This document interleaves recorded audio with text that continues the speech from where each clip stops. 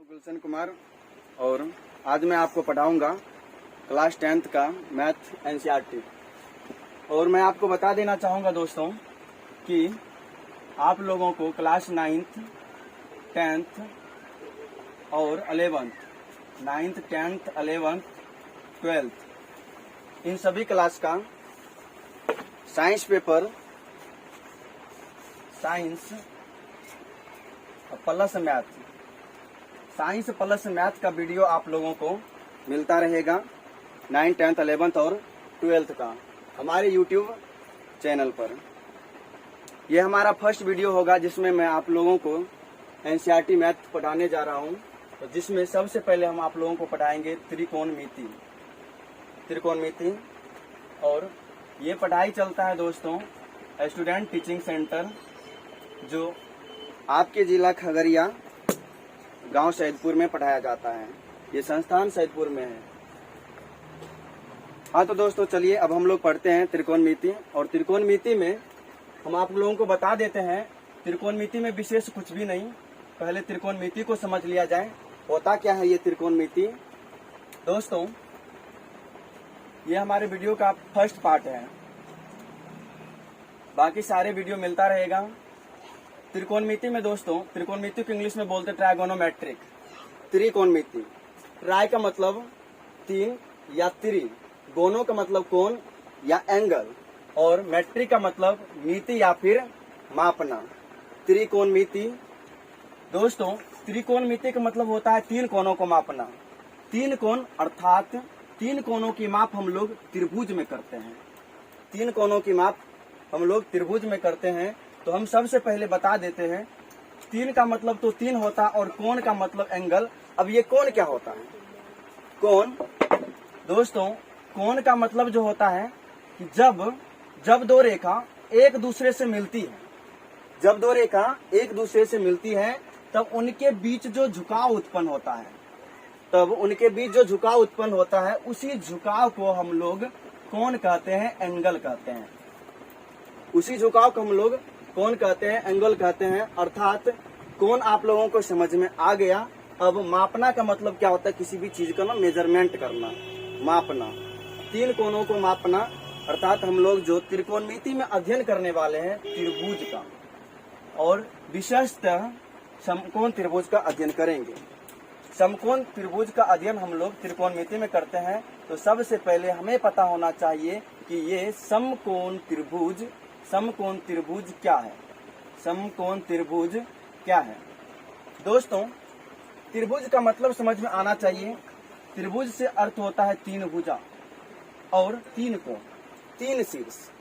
तीन भुजा, तीन कोण और तीन शीर्ष का होना त्रिभुज कहलाता है। त्रिभुज में हम लोग समकोण त्रिभुज की बात कर रहे हैं। तो दोस्तों यहाँ पर एक भुजा और ये दूसरा भुजा, दोनों एक दूसरे के ऊपर परी है। जब एक भुजा परी और दूसरा भुजा खड़ी हो, तब जो कोण बनता है उस कोण का माप होता है 90 डिग्री। और इसी 90 डिग्री के कोण को हम लोग कहते हैं समकोण। समकोण, और ये समकोण इस त्रिभुज में बन रहा है, इसीलिए इस त्रिभुज को बोलते हैं हम लोग समकोण त्रिभुज। इसीलिए इस त्रिभुज को बोलते हैं हम लोग समकोण त्रिभुज। अर्थात कोई भी ऐसा त्रिभुज जिसका एक कोण समकोण हो, 90 डिग्री हो, वैसे त्रिभुज को ना हम लोग कहते हैं समकोण त्रिभुज। अब समकोण त्रिभुज से संबंधित एक ग्रेट साइंटिस्ट जिसका नाम था पाइथागोरस। पाइथागोरस ने बताया था, पाइथागोरस ने बताया था कि किसी भी समकोण त्रिभुज का सबसे बड़ा भुजा जो होगा ना, वह कर्ण कहलाएगा। अर्थात समकोण के सामने वाली भुजा कर्ण कहलाता है। समकोण के सामने वाली भुजा कर्ण, इसे हम लोग इंग्लिश में बोलते हैं हाइपोटेनस, हाइपोटेनस बोलते हैं। और बाकी दो भुजा जिस पर लंब आया हो उस भुजा को हम लोग बोलते हैं आधार, उस भुजा को हम लोग बोलते हैं आधार। और दूसरी भुजा जो खड़ी होती है खंभे के जैसा, उस भुजा को हम लोग बोलते हैं लंब, लंब बोलते हैं। लंब को इंग्लिश में परपेंडिकुलर बोलते हैं, परपेंडिकुलर, इसका साइन होता है, सिंबल होता है ऐसा, परपेंडिकुलर अर्थात लंब का। और दूसरा आधार जो होता है दोस्तों, उस आधार को हम लोग इंग्लिश में बोलते हैं बेस। बेस का मतलब आधार होता है, एक बेस, एक हाइपोटेनस और एक परपेंडिकुलर। पाइथागोरस ने क्या बताया था कि समकोण त्रिभुज की जो सबसे बड़ी भुजा होगी वो समकोण के सामने होगी और वह भुजा कर्ण होगी। और उसके द्वारा स्टेटमेंट था कर्ण का वर्ग बाकी दोनों भुजाओं के वर्गों के योग के बराबर होगा। अर्थात कर्ण का जो हम लोग वर्ग करेंगे ना दोस्तों, वह लंब का वर्ग तथा आधार का वर्ग के योग के बराबर होगा। ये अकेला कर्ण का वर्ग लंब और आधार के वर्ग के योग के बराबर होता है। ये बात बताया था पाइथागोरस ने। तो हम उम्मीद करते हैं दोस्तों आप लोग समझ गए होंगे कि ये जो त्रिभुज है समकोण त्रिभुज क्या होता है। एक बार हम रिपीट कर देते हैं समकोण त्रिभुज क्या होता है। दोस्तों समकोण त्रिभुज में एक भुजा समकोण होती है, 90 डिग्री का कोण होता है, और 90 डिग्री के कोण के सामने वाली भुजा अर्थात समकोण के सामने वाली भुजा कर्ण कहलाती है। और बाकी एक भुजा लंब होगी, दूसरी भुजा आधार होगी। एक भुजा लंब होगी, दूसरी भुजा आधार होगी। एक बात याद रखना दोस्त, क्या एक जो लंब है दूसरा जो आधार है, लंब और आधार आपस में बदलते रहता है, लंब और आधार आपस में बदलते रहता है, जबकि कर्ण फिक्स्ड होता है, जबकि कर्ण फिक्स होता है। लंब और आधार आपस में बदल जाता है लेकिन कर्ण फिक्स होता है। तो आप लोगों को समझ में आ गया। एक बार मैं इसे मिटाकर आप लोगों को फिर से फिगर बनाकर पहचान करवा देता हूं। दोस्तों ये जो फिगर मैंने बताया है ये वही त्रिभुज है समकोण। और समकोण में जहां पर आप देख रहे हैं एक भुजा परी है और दूसरी भुजा खरी है, वही भुजा के साथ समकोण बनता है, 90 डिग्री का कोण बनता है। ये बन जाएगा आपका कर्ण, इंग्लिश में हाइपोटेनस बोलिएगा। और दोस्तों कर्ण जो हो गया, उसके बाद जो भुजा खड़ी होती है ना आधार के साथ, उसे हम लोग बोलते हैं लंब। ये भुजा होगी लंब। दोस्तों अगर मैंने चर्चा इस कोण को किया, मतलब इस कोण को मैंने थीटा बोला, तब इस कोण थीटा के सामने वाली भुजा लंब होगी। क्या होगी? लंब। कोण के सामने वाली भुजा लंब, और बाकी शेष भुजा जो बच गया ना, वही भुजा आधार होती है। याद रखना, भूलना मत। कोण के सामने वाली भुजा लंब और दूसरी भुजा आधार। दोस्तों लंब और आधार आपस में परस्पर चेंज होते रहते हैं। लंब और आधार चेंज हो जाएगा, आधार कभी लंब बन जाता है और लंब कभी आधार बन जाता है। अर्थात लंब और आधार ना आपस में चेंज होते रहता है। किसके अनुदिश? लंब और आधार, लंब और आधार, लंब और आधार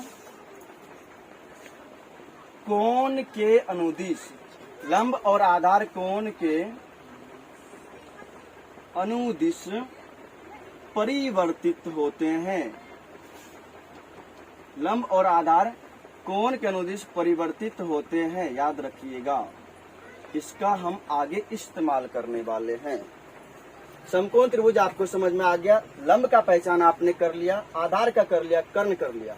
अब दोस्तों मैं एक काम कर रहा हूँ, क्या इस कोण थीटा को मैं उठा करके यहाँ रख देता हूँ, यहाँ पर रख दिया, तब ना दोस्तों होगा क्या, ये जो लंब आपको पहले मैंने बताया था ना, ये लंब चेंज हो जाएगा। ये लंब अब बन जाएगा आधार और ये आधार बन जाएगा लंब। दोस्तों कोण के सामने सामने वाली भुजा को देखो, कोण के जो सामने सामने वाली भुजा होगा ना, वही भुजा होगी लंब। अन्यथा दूसरे भुजा को लंब बनाओगे ना तो गलत होगा, फिर हिसाब सही सही नहीं बनेगा। और बाकी जो भुजा बच गया है उसी भुजा को हम लोग बोलते हैं आधार। अब समझ में आया, लंब और आधार आपस में बदल जाता है। कैसे? जब उसका कोण बदल जाएगा, कोण बदल जाएगा, लंब और आधार बदल जाएगा। इतना बार बदले हैं, बताओ तो कर्ण कभी बदला है? कर्ण कभी नहीं बदला है। लंब बदल जाएगा, आधार बदल जाएगा, कोण के अनुदिश बदल जाएगा, लेकिन कभी भी कर्ण नहीं बदलता है। इसीलिए तो मैंने बोला था कर्ण हाइपोटेनस हमेशा फिक्स होता है। कर्ण अर्थात हाइपोटेनस हर हमेशा फिक्स होता है। तो दोस्तों आप लोग समझ गए होंगे समकोण त्रिभुज क्या होती है। अब मैं जो हूँ आप लोगों को आगे त्रिकोणमिति का परिचय करवा देता हूँ। मैंने बता दिया तीन कोणों का अध्ययन होता है, तीन कोणों को मापा जाता है। त्रिकोणमिति में विशेषतः त्रिकोणमिति में समकोण त्रिभुज का ही अध्ययन करते हैं हम लोग, और आप लोग समकोण त्रिभुज को अच्छी तरह से पहचान गए होंगे। अब मैं आप लोगों को त्रिकोणमिति की कुछ बातें बताने जा रहा हूँ। दोस्तों त्रिकोणमिति में कुछ भी नहीं, बड़ा आसान है ये त्रिकोणमिति। बच्चों को ना बहुत बोरिंग लगता है, बड़ा आसान है, बहुत ज्यादा आसान है। आज के बाद आप लोग समझना स्टार्ट कर दीजिएगा। और त्रिकोणमिति में जितने भी सूत्र है ना, फॉर्मूला है ना, उन फॉर्मूला को जो भूल जाते हैं ना, इस वीडियो को देख लीजिए लास्ट तक। आज के बाद आप लोग भूलना भूल जाइएगा जैसे, और रटना तो बिल्कुल भी नहीं है, जाना तो आप लोगों को समझ कर है। दोस्तों त्रिकोणमिति की, ये त्रिकोणमिति मान लीजिए, ये त्रिकोणमिति ना पिता है।